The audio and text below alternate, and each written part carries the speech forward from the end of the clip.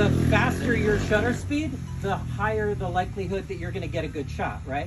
So the first thing I do if I'm going with a client, like say if I'm shooting Ducati at the track, the first thing I want to do is I know my client is paying me to get the shot.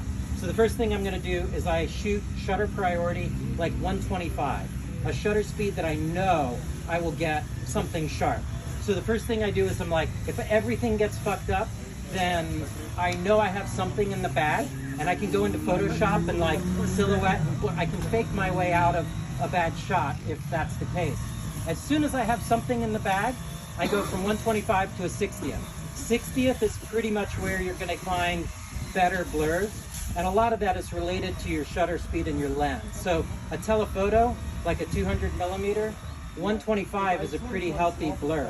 You're generally thinking the reciprocal of your shutter speed is your, or of your shutter or your focal length.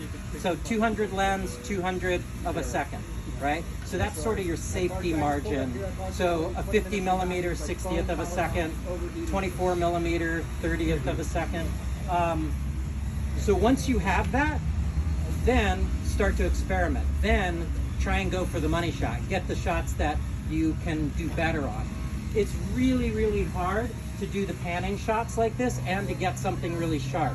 The shots you see of MotoGP that are really blurry and all those streaky lines, those work because every one of those guys is shooting a 400 or a 600, and they're like, you know, from here almost out to the, like they're really far back, and so their motion is exaggerated.